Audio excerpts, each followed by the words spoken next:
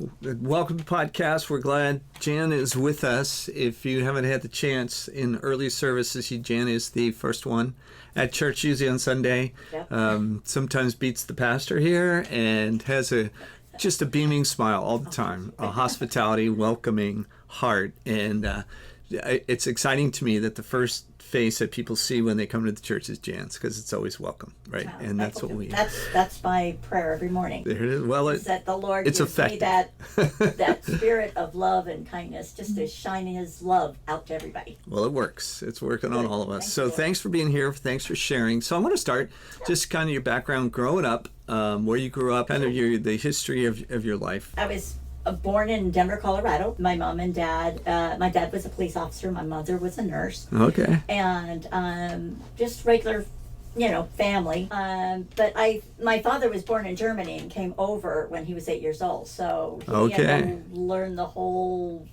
English language and all that. And my mom was 18 when she married him. So it's like they were young. And she was from young. Here. She was from here. But there was a big age difference between them, but they were together 37 years before he passed away. Well, nice. Yeah, they really had a strong marriage, and I think that was a good thing. I grew up in the Lutheran church. In fact, my uncle and my father built our church in Denver, South Corona. And I always was. Name of the church? Do you remember? Epiphany Lutheran. Epiphany Lutheran. Still standing? Yes, on South Then they Corona. did a good job. Yeah, they did. My uncle was a builder, actually a contractor. Nice. But yeah, it was. So you were born there. I was born there. Okay. I was there at the age of 3.5. Before the vaccines came out, the little boy next door and I shared a sucker. At 3.5, you do these things. Yes. Would never do it again, but. Yeah. But I contracted. He was a carrier, kind of like Typhoid Mary type thing. Okay. And I got contracted polio and went into the hospital with a real high fever. Immediately they knew what it was, put me in isolation, didn't get to see my parents or anybody for 82 days. Wow. And the whole thing is my mom and dad prayed and prayed and prayed, and I believe that's what got me through it. And I remember them telling me when I finally was able to see them that all these people were praying for me, and they would show me cards and letters from people, in countries that I'd never even heard of. Wow. But these people were praying for me, and I truly believed at the time that's what helped me go through. Okay. And then as time went on, I wore braces and stuff, but I progressively got better and better and better. Okay. I was in high school, I was in gymnastics. In fact, I was even part of the ROTC unit. Wow. At my high school. So there was a lot of background, and all through it, I always believed the Lord was guiding me. Yeah. I love the Lord. I think He's amazing. Nice. But there was a time that I hit a brick wall.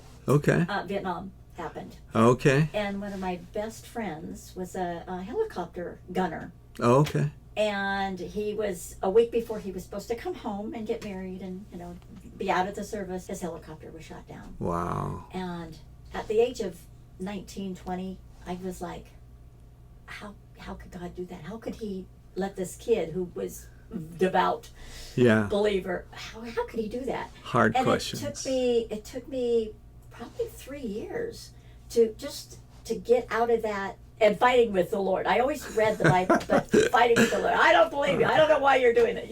That So, kind of thing. So describe during that time. Were you still going to church? Was it more of a mental, spiritual battle than a? Yeah. Okay. No, I was always. You didn't just go crazy and start.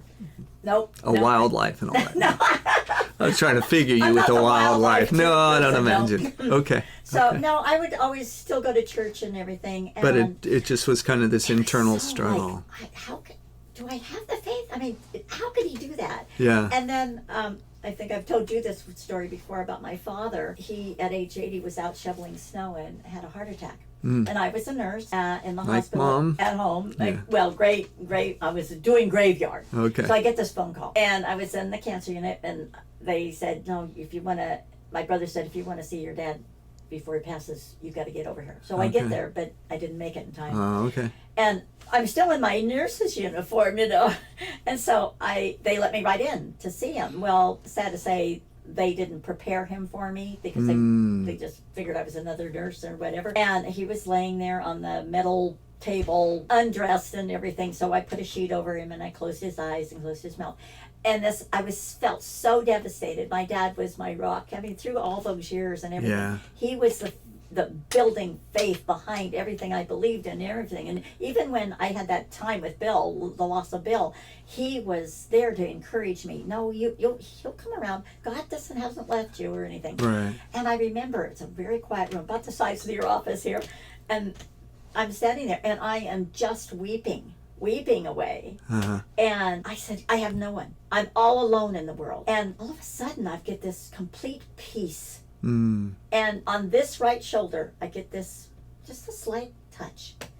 And all I hear in this ear was, you're not alone and you never will be.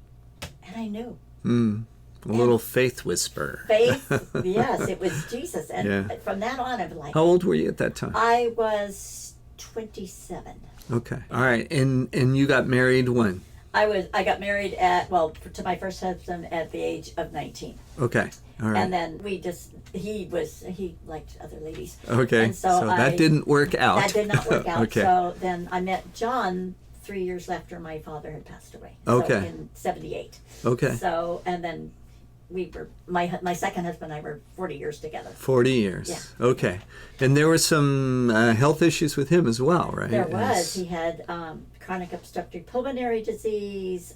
He had what they call an intrinsic tremor, which is a bit of Parkinson's. Okay. There was all of those. And then just before he passed away, a year before he passed away, he was a motorcyclist. We used to go cross country run. Our motorcyclists hit me on behind him. Right. He And drove. Yeah. he hit some dirt or some gravel, tried to correct it, and it didn't work. And he went down the hill and off a cliff, and he went down the hill and hit his. And you weren't on the back. No, of this I time. wasn't. Okay. There. I was, going to say. actually at church when this happened. Oh, okay.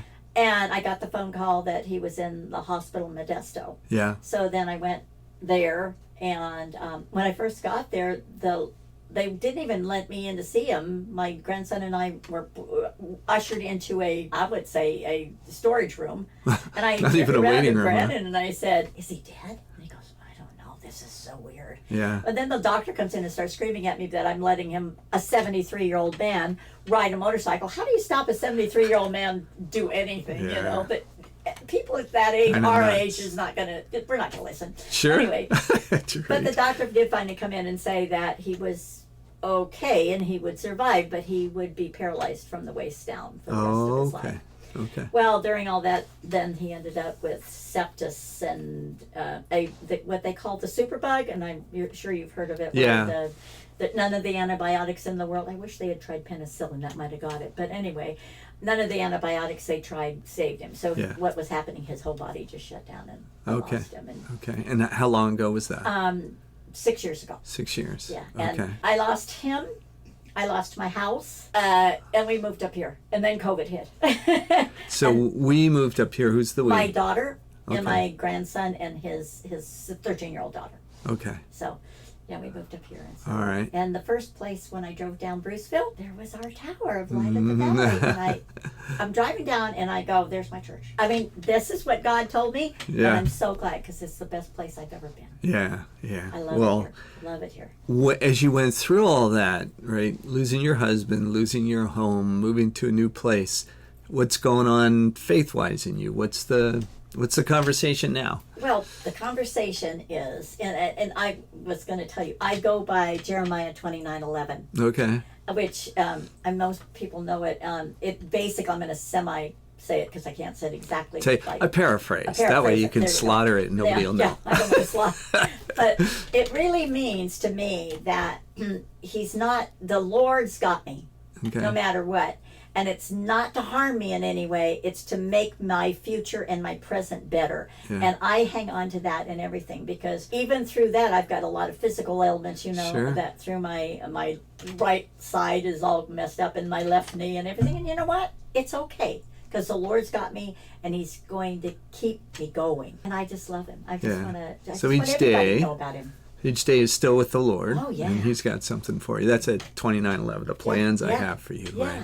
we don't always get to see them, but He we knows don't. what they are, and faith is about leaning on that, right? And And I trusting. didn't know when we moved up here. I mean, I just knew we were going. We Yeah. had to go somewhere, and my daughter said we're going to go to Elk Grove because they've got a really good school district, and that's good. It was the best move ever, Nice. going Yeah. through all the things that we did before. Well, we just definitely won as a church, getting you, as our eternal greeter at the. This Hebrews 11 Yes. says faith is the substance of things hoped for. So as you've gone along, that it's the substance of things, the evidence of things not seen. It's a crazy definition because faith is about being certain of what you can't touch, feel, and Right. see. Right? That's Right. the definition of faith. So as you've grown in your life from the time you're 3-year-old with polio, right, and you go through all these things to now where you are, how has that definition of faith changed for you in your experience? How have you seen that? Well, I think from the beginning, when when it was my faith was through my parents. As when you're a child, you are raised in the church and you're learning about it and you believe that Jesus loves you and all this. Yeah. But that deep down personal faith that you have with the Lord, it grows. It has to grow.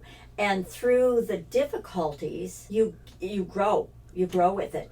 And now I know in my own heart. And so I'm certain, absolutely certain, there's no doubt in my mind that the Lord has got me. And He's got it. I may not know what's going to happen, but that's okay. Because Yeah. He's got me. Yeah, so you can look back. I can look back. And see I the can times see where that- He's done it. Yeah. One time, I think I've mentioned this before to you personally, about my oldest son's wife having ALS. Well, Katrina, she made it through 10 years of that. She had the strongest faith ever. And I remember her saying to me, probably about a month before she passed away, she goes, I'll be waiting there for you. Oh, I went, wow. I'll be looking for seeing you. That is a confident faith right Yeah. there. And Yeah. so she was just that way. Okay. She was just so amazing. All right, so you have tell me about all your kids and grandkids. Oh, We didn't get to that. I've got I had 2 sons and a daughter. My daughter is living with me. I'm living with her. My oldest son lives in Fairfield, Okay. and my youngest son passed away from COVID. Oh, wow. Okay. And my son has 3 children. Okay. In Fairfield. The son The that's son in in Fairfield. Yeah, Yeah, okay. he has 3 children. The daughter's in Texas. His 2 sons live with him. Okay. My daughter has 2 children. One son lives with us with his daughter, and then her other son lives in Knightson, which he works for Pixar. So Knightson? Is that Knightson. Southern it's outside California? of Brentwood. Oh, okay. Yeah, in the Oh, Bay that's Area. not too far. Yeah. Okay. No, not too far. So. All right. And then they've got grandchildren. The other son has 2 boys. Yeah. So I've got great grandchildren. Nice. Nice. Great grandkids. And you're not that old. You could get to great. I could. God willing. But whatever His will is what I want. There you go. That's exactly what I want. So we're doing this running the race with perseverance thing, and it's about, it's a long run. It's not It a is. sprint, right? And it's individual. Everybody Right. has their own race. Everybody has their own ups and downs. Everybody has their own challenges. And if you can just keep your faith in the Lord Right. and know that when you get there, that desire, that ending, because He's got us, and it's not about here. Yeah. I mean, we got to get through this, Right. but it's where we're going. Yeah, and that's, And that it's the idea whole is, idea, isn't it? Abraham said he saw himself as an alien and a stranger. He was moving through the land, but it wasn't his land, Right. even though it was his land, right? And that's for us too. Yeah. That none of this is permanent. That No. we have a heavenly home that's been promised to us. We're moving through. So we think about, like I love running long distance, and there's parts of every race where I'm like, why am I doing this? Right? Or it's a hill, or Yes. something comes up. You're just kind of feeling off. So for you, were there any times where you thought, I'm done? I'm just done with this. I need to be, whether it was, a season or a moment, anything strike you like that? No is a legitimate answer. I mean, not everybody. I can't. So you just had that the whole time. God's got me. I'm going to keep Except for running. that time when Bill died, Right. And that And was wondering about as I that. said, I was wrestling with God over Yeah. it because I guess I always wanted to have an understand why. And there was the difference between when John passed away and when Bill passed away. And I never asked why when my dad passed away either, because I just... Well, both those God guys, told me. yeah, and they had longer lives, Yeah. right? It made sense if they're sick or they're older Right, or whatever. right. But the other one is a tougher one. Yeah, that was the Right. hardest one. And I think I was still... How did you kind of, what, was there a moment or a time or some thoughts that kind of gave you peace with that, even though you didn't get the why? After, when the good Lord touched me Yeah. yeah, I think I realized I don't need to know the why. Okay.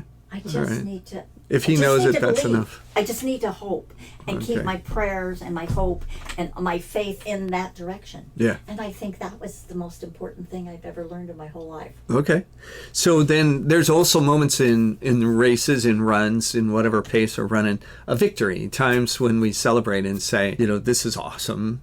So in your life, times when you felt or saw maybe you shared with us the peace that God gave you in that room. Other times that you've seen God move in your life or show up. Oh, or, I think John, Yeah. my husband, John. Okay. You're all going to think I'm crazy. But I met him on a Monday. He asked me to marry him on a Wednesday, same week. We got married 3 weeks later. Okay. 40 So, some years Reader's later. Digest condensed version. Here we go. Boom, Well, boom, boom. see, and there's a song by Tracy Bird called "The Keeper of the Stars," and Okay. it goes by. It says, "I'm tip my hat to the Keeper of the Stars because he sure knew what he was doing that joined these two hearts." Okay. And John and I really believe that God. So you met him brought on us- Monday. I met him on a Monday. My Okay. friends, How'd you meet him? my friends introduced us. Okay. They had been stationed together, and he came out to Colorado to do a class, Okay. to teach a class, Okay. and they introduced us. All right. So Monday, and Monday. then Wednesday. And then Wednesday, he asked me to marry him. Now, how did that go? Tell me. well- So, guys, if you're watching this and you want to figure out this is how you get a girl in 2 days, pay attention.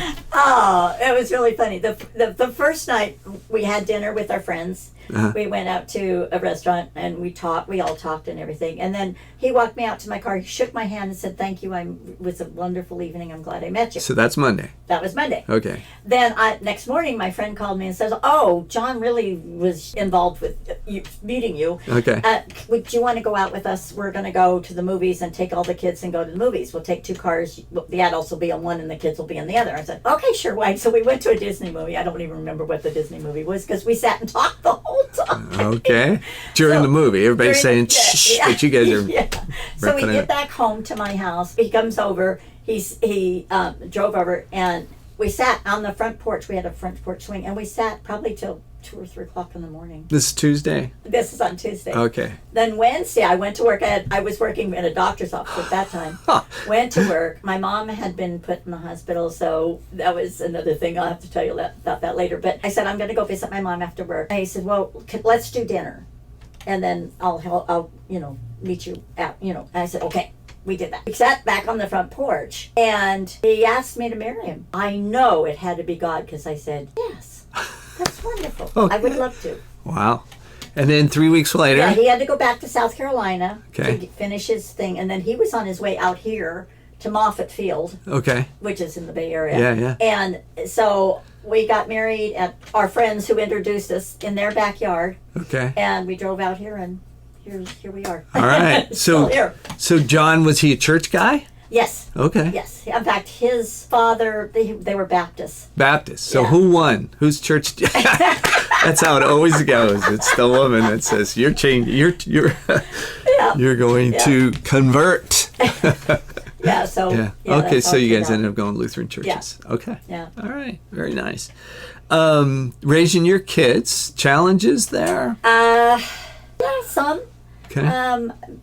Pretty much, they went to, we took them to church and everything, my church and our church, I should say. Right.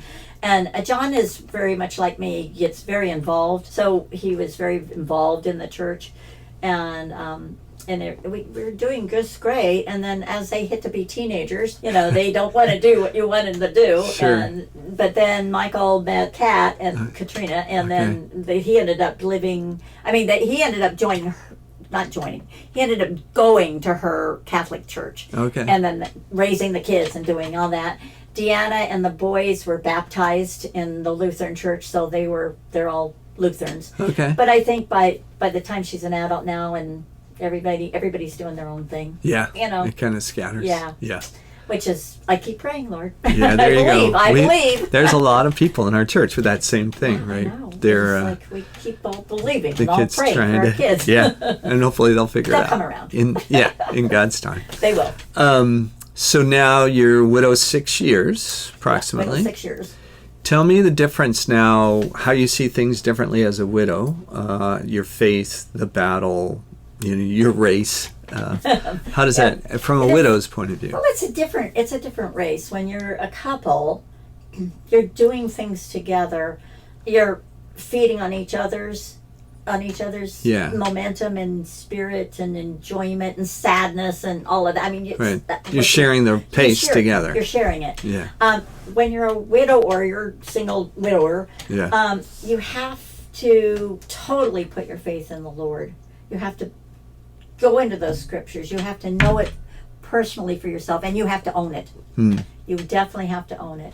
And it takes time. And I think that the most important thing to do is really read those scriptures, get into a Bible study, have some conversations with people like you or our other members that are also doing, because I know when we're in our Bible study classes, I get information from other people that, oh, wow, I didn't look at it that way. I didn't see it at that perspective. And it kind of opens another vision for me. Yeah. And I just like really. So having other people kind of speak into that as well. Yeah, it cements you. Yeah. And sometimes it's you all believe the same thing. It's like, yes. And sometimes it's like, oh, I never thought about it that way. But that does add on to this. Right. So Right. I love it. It's so great.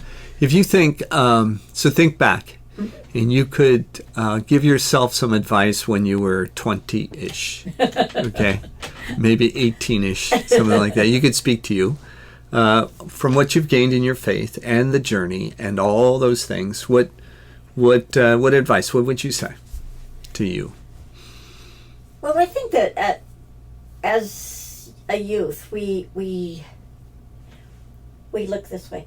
We're blinded. Yeah. We think like, well, kind of remember when COVID hit, everybody thought, oh, it's going to last forever and ever and ever. It doesn't. Trust in the Lord. Just relax, breathe. And if the question was, why should I trust? What would you say? I would say, read the Bible, read the scriptures, ask him, pray. He's going to answer you. You just have to be open to it. It's when we close it or we end going blindly, then we don't get it. We've already put a stopgap between us and the God, and he wants to be there for you. He wants you to see and enjoy your life. Yeah, and I kind of get that out of your story and your, like you said, this is kind of my theme Bible verse, is that he has a plan for me. And I think if I'm hearing you, your phrase is, he's got me. Yeah. Through polio, he's got me through this time of first marriage and then into this, and now then a new marriage, then a husband, and now in widowhood. Yes. He's got you. He's got me. He's still got you. By trusting in him, I know I'm good. But I just want to do something for him, and I want to be the best I can be, spiritual. Open to be spiritually for him to spread that out to everybody else. Well, and I think, for you, like, there's not, you're a little older, but you still have a lot of life, right? Yeah. And you got some physical ailments, but you still get around and serve. And then in the front door every day, there's a smile, right? Every Sunday, Jan is open the door. For those of you who don't know, I go in and out of the door like 25 times, and Jan's always the automatic door opener. Yeah, and I just, that's so encouraging, and that's the gift that you have, that you bring to our church. You just a lot of joy. Good. So. And I have to say thank you to the Lord, because he's the one that brought me here. Yeah. Okay, well, this has been good. Anything else like you want to say for our studio audience, or just, No, I'm just grateful. That's the other thing I do. I there are times when all widows or widowers get a little melancholy. You'll hear something, or you'll want to turn to talk to your husband or your wife, and they're not there right now. Yeah. But when I always tell my husband every day I love him, even though he's probably not hearing me, but Yeah. I tell him. And then in the next breath, I always thank the Lord for him being part of my life and for God's watching over me every moment, just to give me that joy and that peace. Sounds like you kind of turn that loss into a blessing. Yeah, As I a do. grateful for that time as opposed to it's still not here. And that's what I would tell anybody. Amazing. You know, you're always going to have issues. There's always going to be something that is not perfect. Yeah. But see the things that are perfect. Yeah. See the things that are wonderful. And just love them. Just enjoy them. And go, okay, God, this isn't great, but over here is fantastic. That is a really good word. Because a lot of times we do get caught up in what we haven't done and what we don't have and all the rest of it. And we're totally overlooking Yeah. you know, what we do have, what's right in front of us, the great gifts that God has given us. Exactly. So that word of, well, the gratitude and the joy really shows you in your life. So thank you for being a great testimony Well, thank for you that. for being my pastor. Yeah, you're kind of stuck. So I here we love are. it. No, I wouldn't want it any other way. Here you go. You can't leave us for a while, so you're going to be stuck Well, like with me you for a while. said, that's all up to the Lord. It So- is always. Well, let's close our time in prayer Thank together. you. I'd love All it. right. Father, I give you thanks and praise for this day, a day that's always filled with your grace and your mercy. And thank you for Jan and the testimony of your hand of faithfulness in her life, all the days of her life, raised up in this Christian home and getting to understand the effectiveness of prayer very early on in 3.5 years old and contracting polio. And then each day of her life, as she looks back, she sees your hand, the hand that was on her shoulder that continues to guide and bless her through her run. And just pray that you continue to bless her with great joy and great peace as you are her God. So we give you thanks and praise in Jesus' name. And both of us said, Amen. Amen. All right.